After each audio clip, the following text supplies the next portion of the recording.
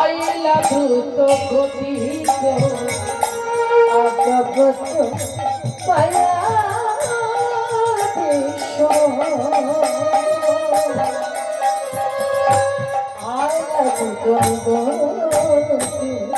আমার বিশ্বকর্মা এলো বিশ্বকর্মা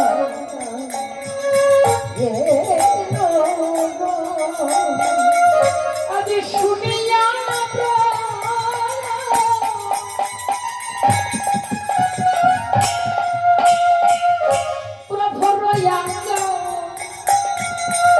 আমার বিশ্বকর্মা এলো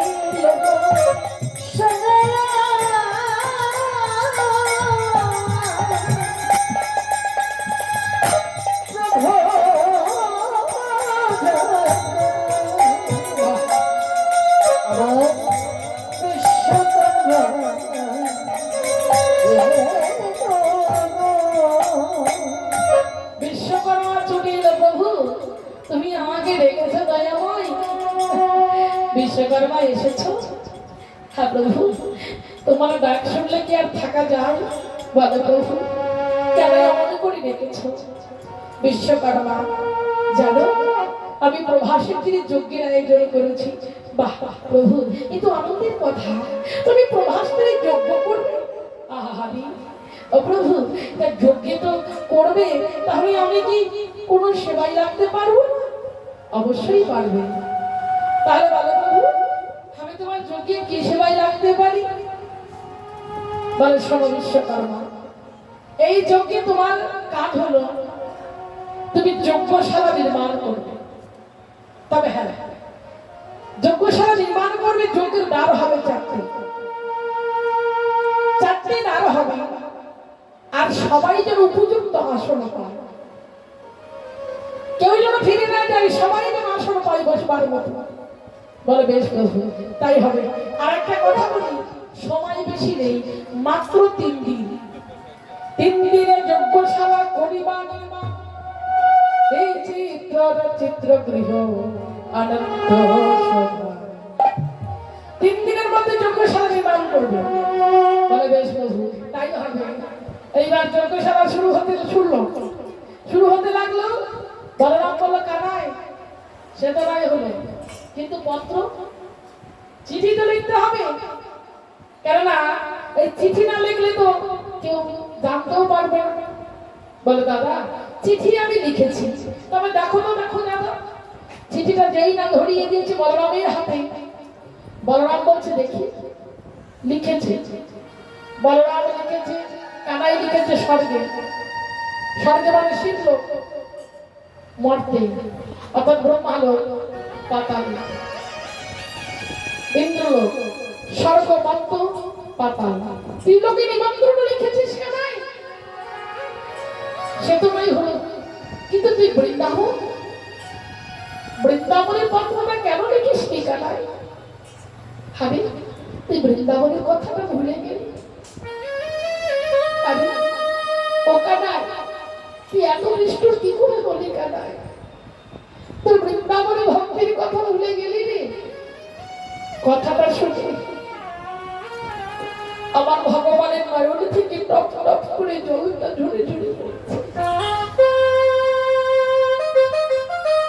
ভগবান বলল, দাদা আমি ভেবেছিলাম আমি বৃন্দাবনের পত্র লিখব, কিন্তু আমি লিখিতে পারলাম না। কেন তুই লিখতে পারলি না কানাই? কেন দাদা আমি লিখিতে গিয়েও কেন লিখিতে পারলাম না জানো? আমি যে ভাষা খুঁজে আমি পেলাম না দাদা,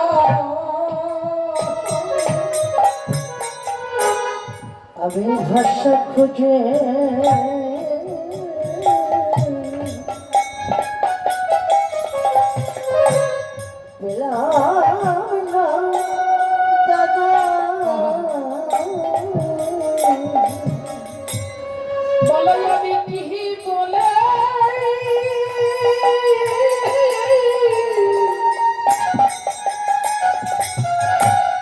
আমি পত্র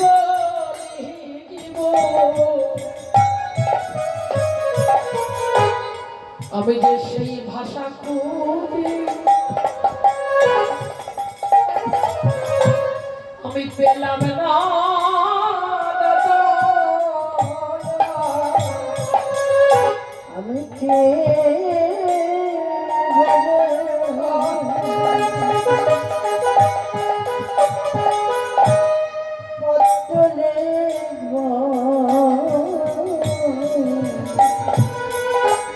আমি ভাষা খুঁজে পেলাম না দাদা। দাদা আমি এই জন্যই আমি পত্র লিখিতে পারিনি গো। বলরাম বলল কানাই তুই কাঁদিস না, আমি লিখে দিচ্ছি, তোর চোখের জল দিয়ে আমি পত্র লিখে দেবো, বৃন্দাবনের পত্র। ভগবানের চোখের জল দিয়ে পত্র লিখে দিলেন আমার বলরাম দাদা। লিখে দিয়ে বললো কানাই পত্র তো লেখা হলো, কিন্তু নিমন্ত্রণের ভাগটা কাকে দেওয়া যায়? এই পত্রটা নিমন্ত্রণ করবে তাকে, পত্রটা কার হাতে তুলে দিবি? ভগবান বলল দাদা দেখো এই নিমন্ত্রণের ভাগ একজনই পারবে, সে আর কেউ নয়। আরে নারদ মুনি বলে ডাকিতে লাগিল, ওমনি ঢেকি বাহনে করে নারদ ছুটিয়া আইল। নারদ আমার ঢেকির পিঠে উঠে ওমনি ছুটে আসছে, নারায়ণ নারায়ণ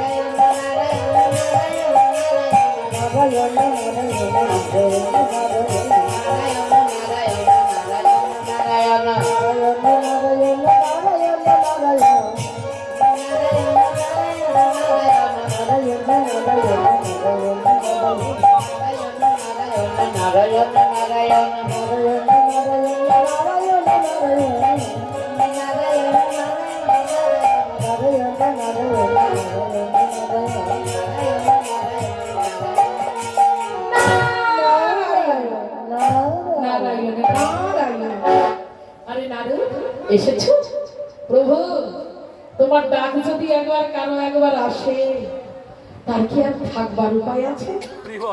ও প্রভু, প্রভু এমন করে ডেকেছো, হ্যাঁ কেন প্রভু, কোনো বার্তা আছে? নারদ, ও নারদ, তুমি তো আমার ভক্ত, তোমাকে না জানিয়ে তো কিছু করতে পারি না। বলো প্রভু। হ্যাঁ নারায়ণ নারায়ণ। প্রভু কি খবর? শোনো শোনো নারদ, জানো আমি না প্রভাষ্টির যজ্ঞের আয়োজন করেছি। যজ্ঞ? কি যজ্ঞ? প্রভাষ্টির যজ্ঞ করবো তো আমি। নারায়ণ নারায়ণ নারায়ণ। প্রভু এই যে আমার আনন্দের কথা, তুমি যজ্ঞ করবে? আহ এত বড় আনন্দ, আমার তো ভীষণ আনন্দ হচ্ছে প্রভু। যজ্ঞ করবে প্রভু, তাহলে আমাকে কি করতে হবে? কেন তুমি কোন কাজটা ভালো পারো শুনি? বলে প্রভু বলবো কি? বলি আমি কোন কাজটা। সবাই বলে নাকি আমি ঝগড়া বাঁধাতে ভালো পারি, সবাই বলে নাকি আমি ঝগড়া বাঁধাতেই ভালো পারি। বলে ও না সেটা তো নাই পারো, কিন্তু আর একটা চাকরি যে তোমাকে দিয়েছিলাম। কি চাকরি? নারদের একটা চাকরি ছিল গো। বলে কেন কি চাকরি? বলে পিওনের চাকরি, পোস্ট অফিসের চাকরি। এই চাকরিটা তো তোমাকে করতে হবে, এই ডিউটি না করলে তো হবে না তোমার। বলে বাহ প্রভু সেই চাকরিটা মানে? বলে হ্যাঁ তোমাকে নিমন্ত্রণ করতে হবে। চিঠি লিখেছি, এই চিঠিটা সর্বমত্ত পাতাল, অবশেষে বৃন্দাবন। বাহ প্রভু, নারায়ণ নারায়ণ নারায়ণ। প্রভু ভীষণ আনন্দ হচ্ছে আমার, তাহলে আর বিলম্ব করো না, আনন্দ যদি করতে চাও অতি শীঘ্রই যাও। এবার নারদ বলল প্রভু তাহলে আমি আসি। বলে দাঁড়াও প্রভু, আমার কি? হ্যাঁ আরে শোনো নারদ, একটা কথা তোমায় বলে দিই, সাবধান করে দিই। কি?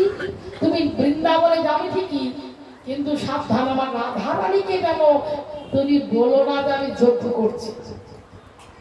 প্রভু, এ কেমন লীলা তোমার? নারায়ণ নারায়ণ নারায়ণ, এই লীলা তো কেমন লীলা হয়ে যাচ্ছে না? সবচাইতে বড় ভক্ত তোমার রাধারানী, আর তুমি তাকেই বলবে না? আমি তোমাকে যেটা বলছি সেটা করো না, তুমি যেন আমার রাধারানীকে জানিও না। বলে বেশ, তাই হবে প্রভু, যথা। বেশ, তার আর বিলম্ব নয়, তুমি চলে যাও নিমন্ত্রণ করতে। সবার প্রথমে গেল কোথায়? পরম বৈষ্ণব, শ্রেষ্ঠ বৈষ্ণব স্বর্গে। কোথায়? পরে শিবি লোকে গেল নারদ পত্র লইয়া হাতে। শিবি লোকে গেল নারদ পত্র লইয়া হাতে। ওই শিবপতি বহুজনায় বসিয়া রহিয়াছে। শিবপতি বহুজনায় বসিয়া রহিয়াছে। ওই শিবপতি বহুজনায় বসিয়া রহিয়াছে। শিবপতি বহুজনায় বসিয়া রহিয়াছে।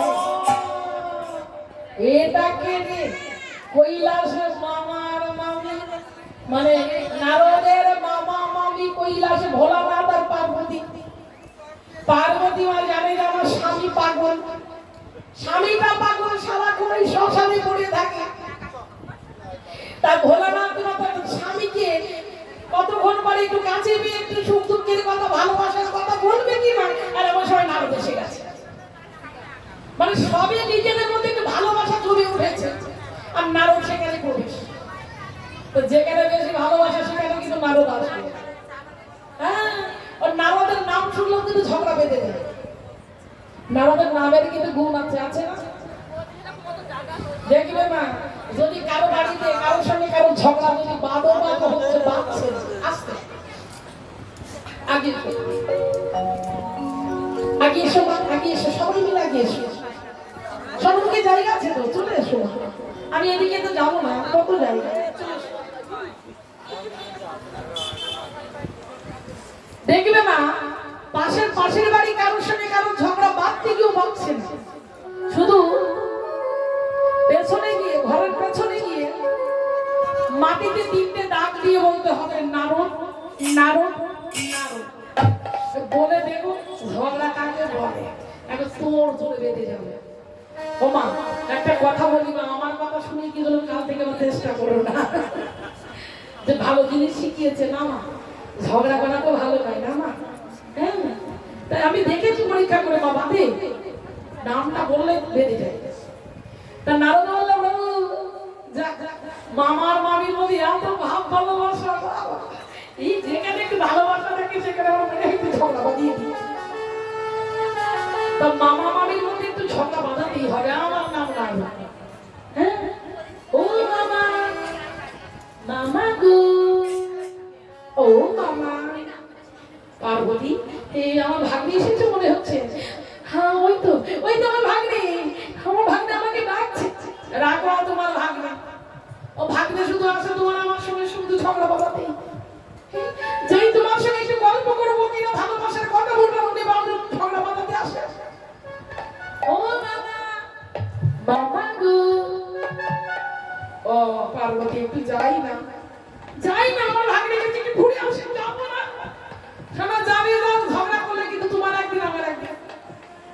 ছুটে এসে, ও ভাগ্নে কি হয়েছে? মামা, একটা আনন্দের খবর আছে। খবর? কি খবর? এই দেখো, পত্রটা যেই না দিয়েছে না, যেই দেখেছে উমা ভগবান শ্রীকৃষ্ণ যজ্ঞ করছে প্রভাসে। এত আনন্দ, আমি যাবো। ভোলানাথ নাচতে শুরু করে দিয়েছে। একেতে পাগল, আলাদা পাগল হয়ে গেল, নাচিতে লাগলো।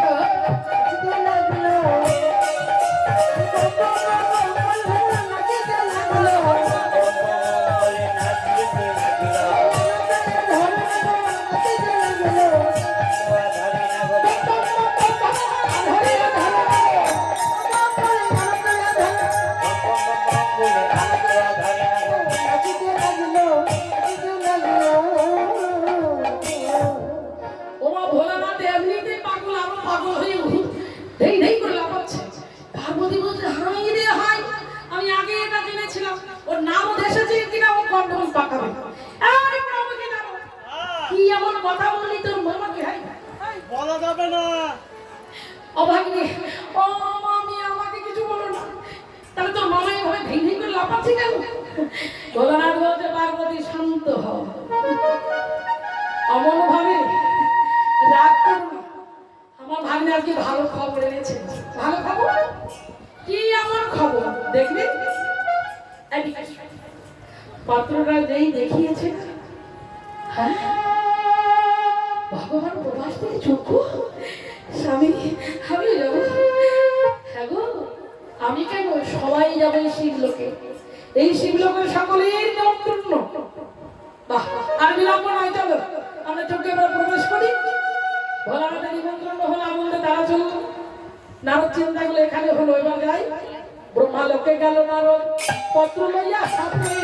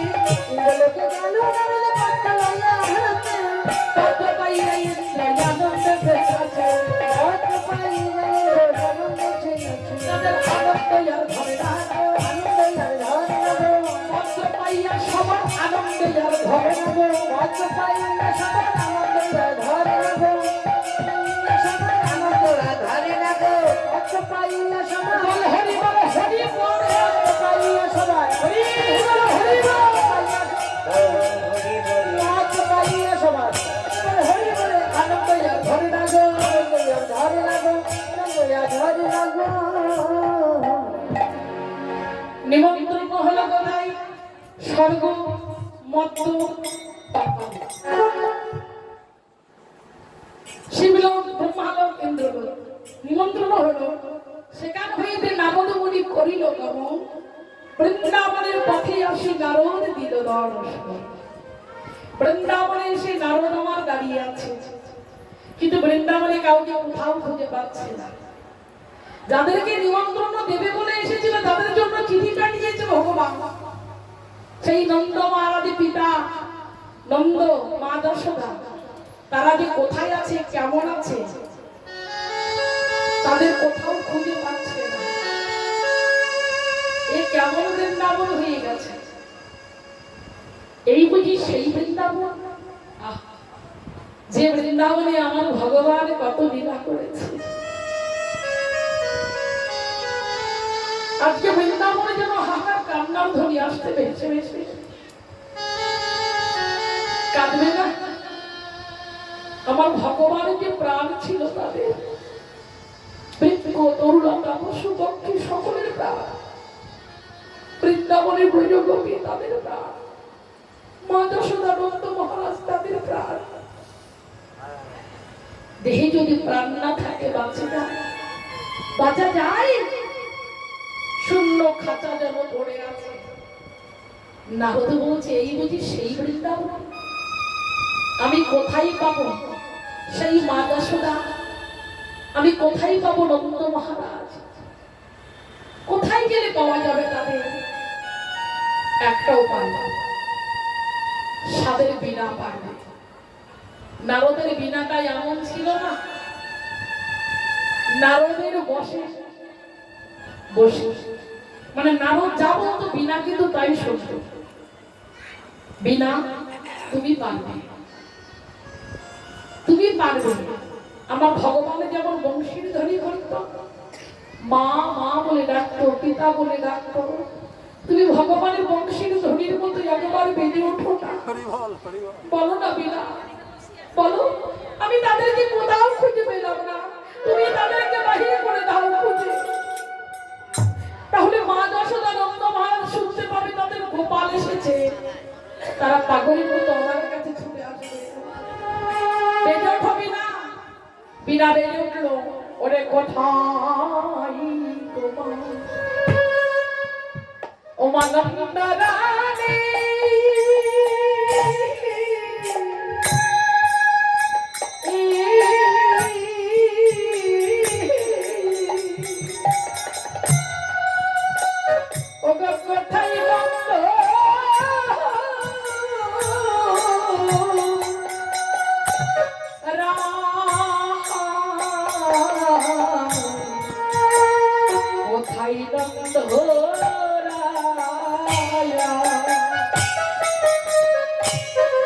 কোথায় গো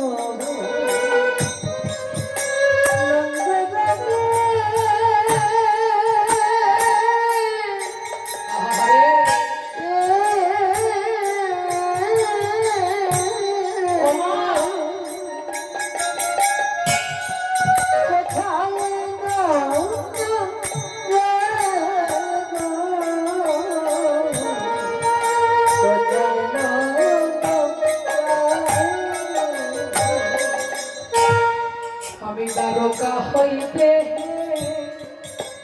এসেছি মা দেখিতে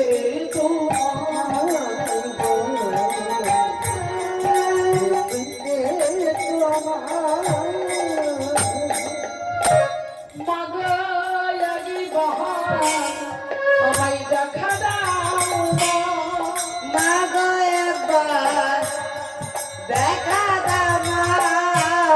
আমি দ্বারকা হইতে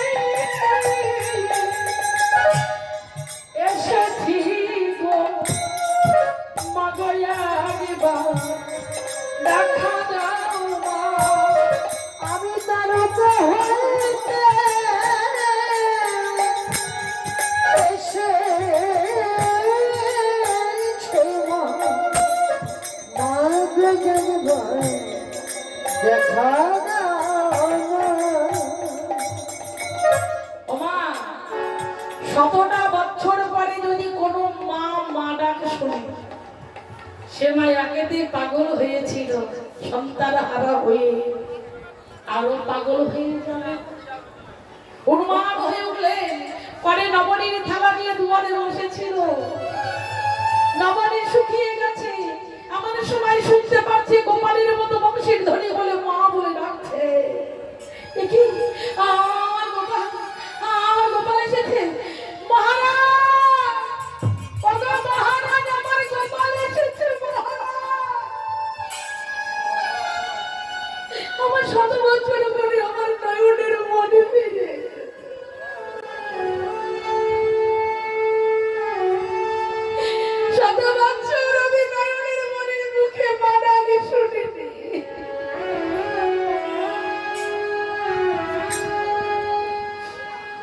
এই জগতে ভাই বলো, বন্ধু বলো, স্বামী বলো, স্ত্রী বলো,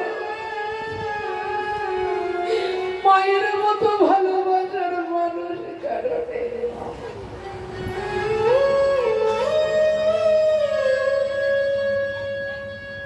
যারা মানে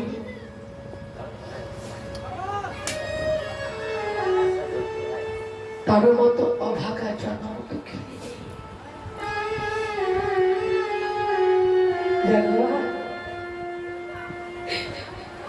মা সন্তানের জন্য সব করতে পারে, সব, আমার কি নিজের প্রাণটাও দিতে পারে।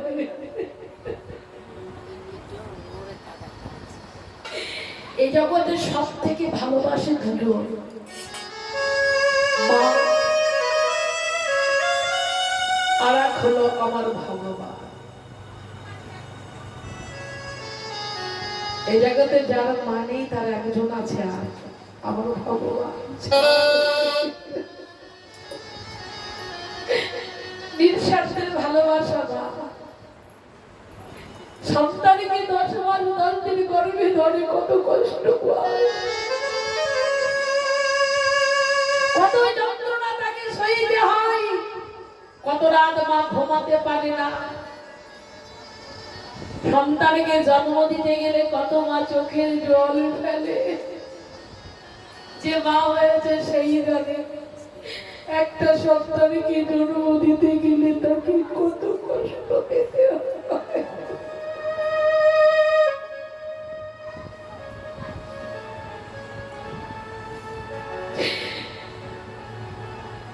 সন্তানকে লালন পালন করে কত রাত মা ঘুমাই না গো, পহরে পহরে খাইয়ে দিয়েছে কত, সারা রাত ধরে বিছনা প্রস্রাবে করেছে, পাল্টিয়েছে, ঘুমাতে পারে না মা। কিছু যখন না থেকে নিজের বুকের আঁচল পেতে দিয়েছে হলো মা।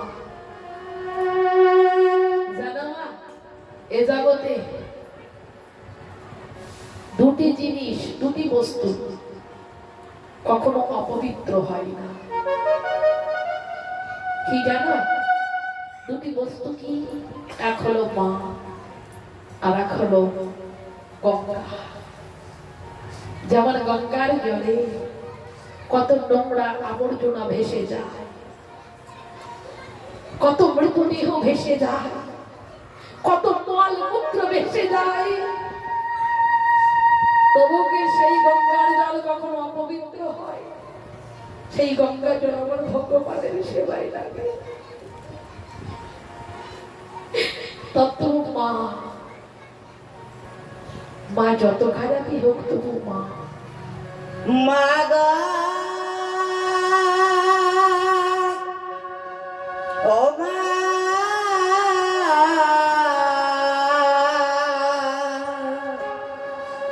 মাগো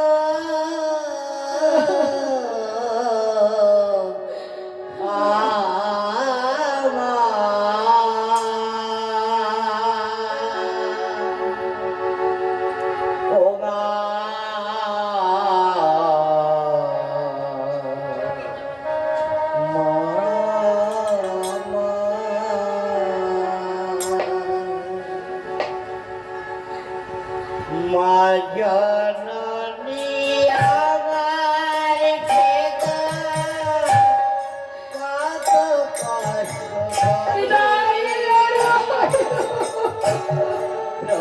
বিকালে মায়ের আমার নয়ন বাড়ি মা জননী আমার থেকে কত কষ্ট করে শৈশবিকালে মায়ের আমার নয়ন বাড়ি ঝাড়ি শৈশবিকালে মায়ের আমার নয়ন বাড়ি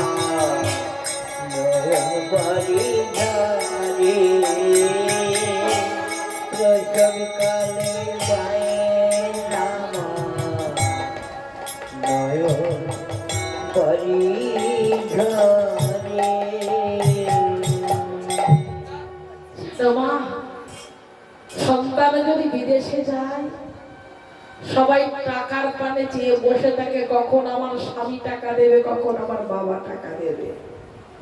আর মা বসে থাকে কখন খোকা আসবে ঘরে, খোকা আমায় কখন একটু মা বলে ডাকবে, আমার প্রাণটা জুড়াবে। মা বলে ডাকলে মায়ের সব দুঃখ জ্বালা যন্ত্রণা ধরে চলে যায়।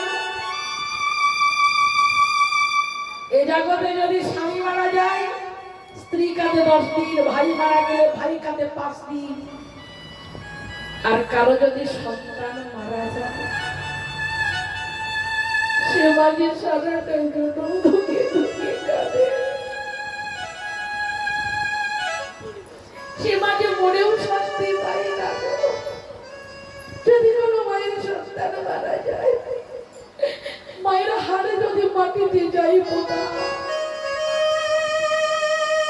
মা বলে বাছা রইল কোথায়। এ হলো মা। 100 বছর পরে মা ডাক শুনে মা পাগলিনীর মতো ছুটে আসছে, গোপাল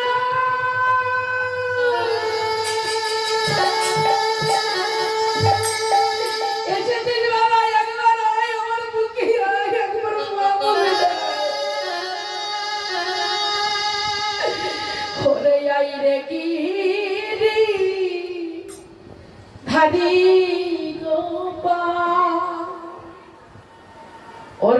রে আমার কোলেতে আয় রে গে রে ধারে গোপাল আয় রে কোলেতে মহাবলে ডাকরে আমার ওরে সোনা জাদুয়ারে মা বলে ডাকে আমার যদি জাদু জাদু সামান্য আনা পতির তবে বেঁধেছিলাম ও দুঃখলে আমার মনের চলে বেঁধেছিলাম অধুকলে সেই পাপি আমায় ছেড়ে গেলি সোনা জাদুয়ারে সেই পাপে আমায় ছেড়ে গেলি সোনা জাদু বলে দুঃখে বসন ভিজে যাই চাঁদ মুখে এবার লাগে বাসন ভেসে যায় রে চাঁদ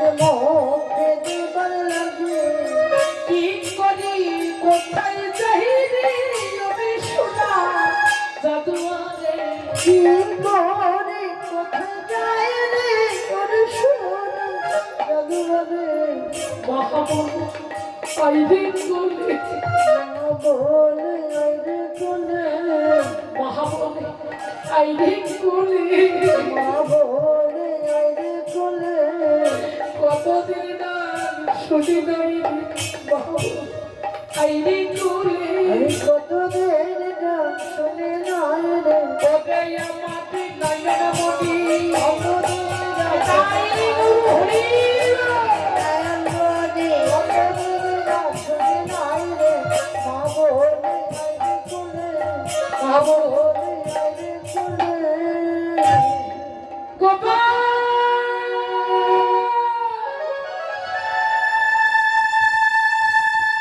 নারদ দেখছে কি করে নবনীর থালা নবনী শুকিয়ে গেছে সাতছিড়া বসন এলো কেশি পাগলিনীর মতো ওটা কে আসছে মুখে গোপাল গোপাল বলতে বলতে এটা কি ভগবানের মা আহ! হে ভগবান তোমার মায়ের কি দশা গো যে মা নিজের পাপ স্তরে কেটে মোদির কাছে বাধা দিয়ে তোমায় সেবা দিতে আজকে সেই মাকে এত পরীক্ষা তোমায় দিতে হচ্ছে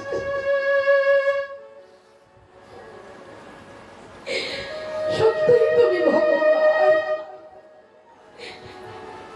যে করে তোমার আশ তার করো সব নাশ তবুও যদি না ছাড়ে পাশ তবেই করো শ্রীচরণের দাসীর অনুদাস হে ভগবান তোমার এই মায়ের কি দশে আমি সইতে পারি না সহিতে পারে না তোমার মাকে কৃপা করো দয়াময় একবার কৃপা করো আজ মনে বড় সাপ তোমার মায়ের চরণটা জড়িয়ে ধরি একবার মা বলে ডাকি নারদ ছুটে গিয়ে যশোমতীর মায়ের চরণটা বুকে জড়িয়ে ধরিয়ে মা মা বলে ডেকে ডেকে উঠেছে মা ও মা কে আমার গোপাল আমার গোপাল এসেছে বাবা গোপাল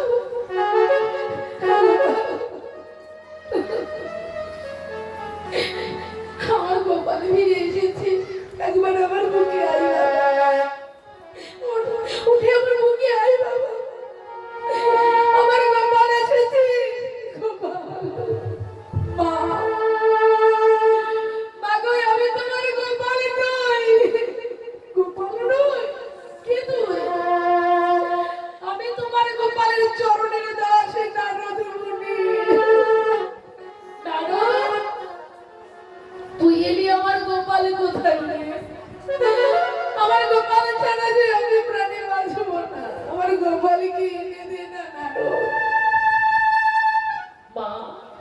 তোমার গোপালকে আনবো কি মা? তোমার গোপাল তোমাদের নিয়ে যাওয়ার জন্য দেখো মা কি পাঠিয়েছে, দেখো এটা কি? এটা পত্র গো পত্র। কিসের পত্র? এটা তোমার গোপাল যজ্ঞ করছে প্রভাসের দিয়ে, তুমি দেখো না? আমি দেখবো কি বাবা?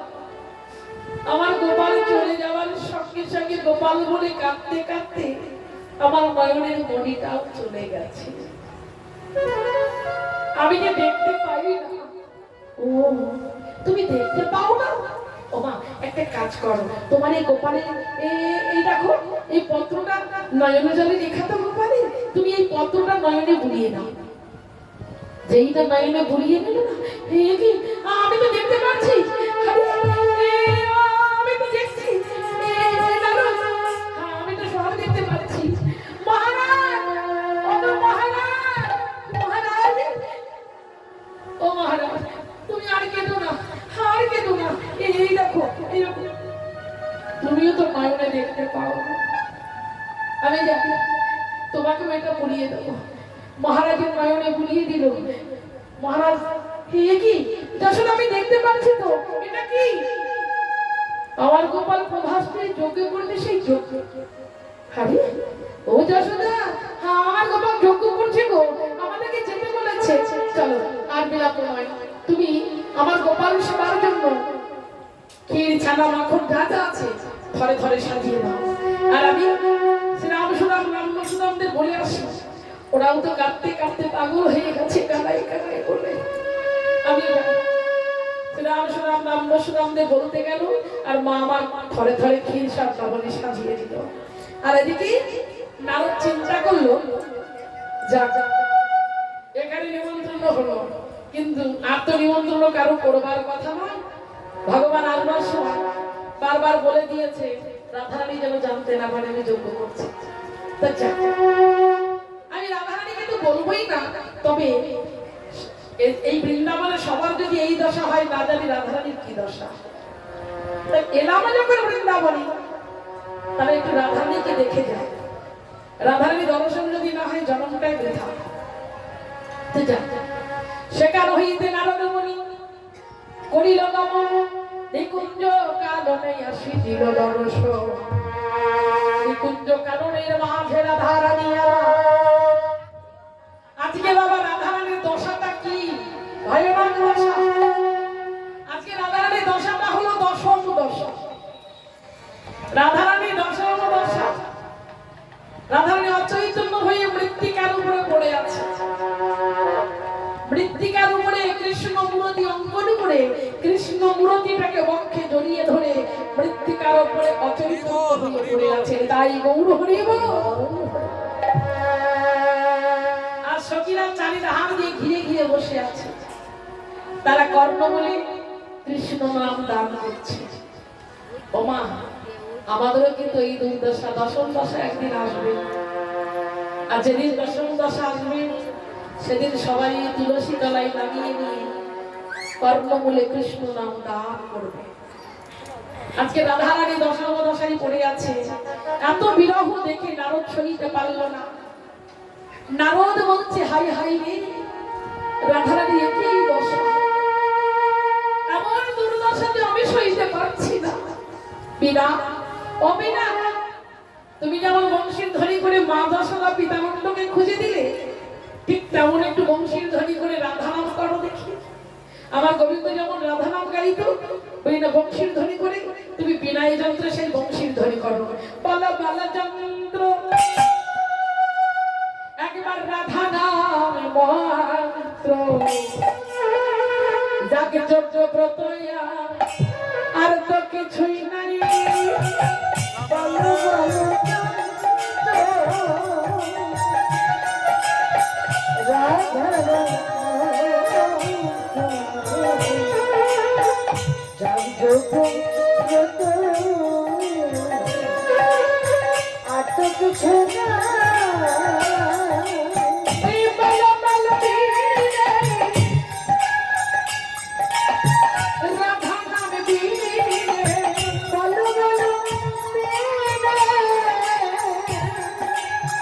রাধা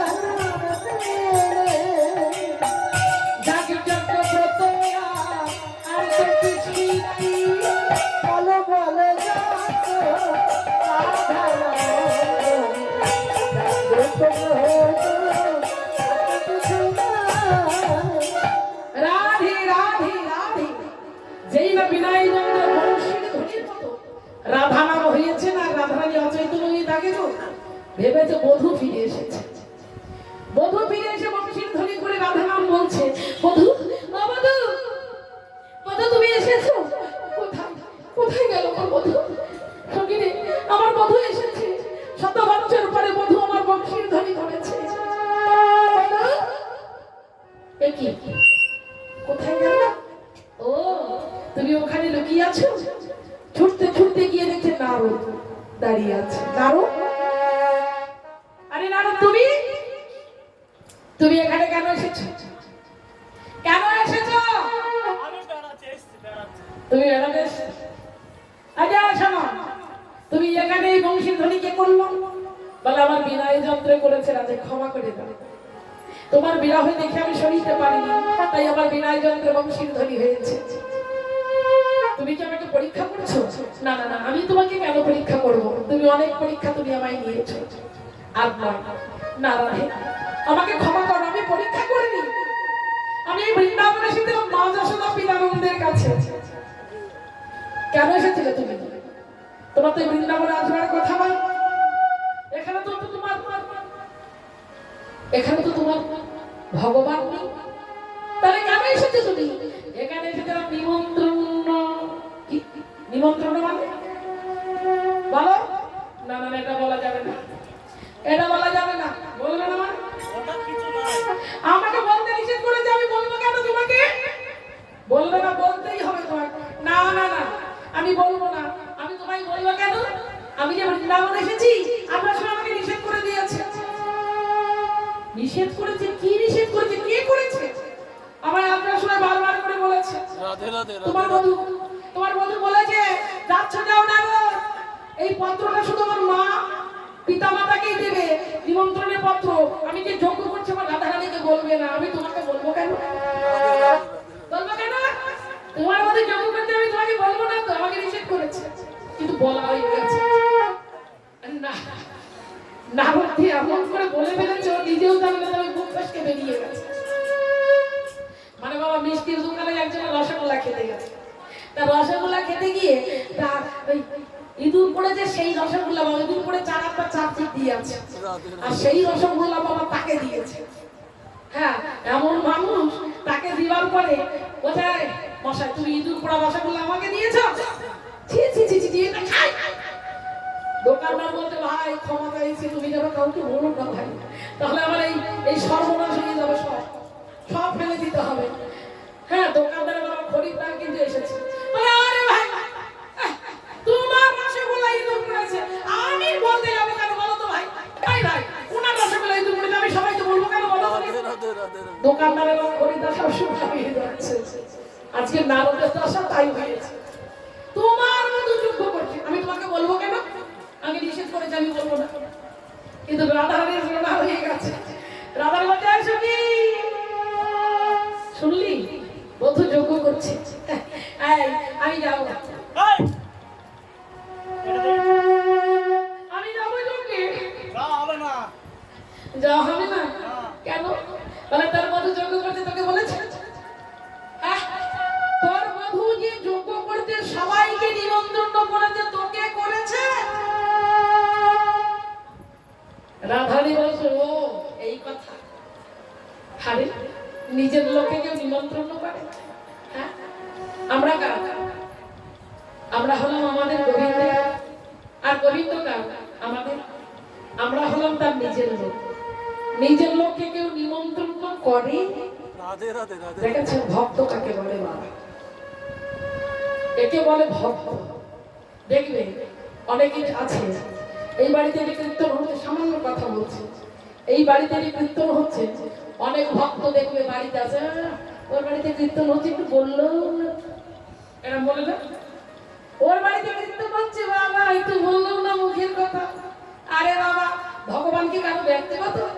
কি ভগবান তো সকলে।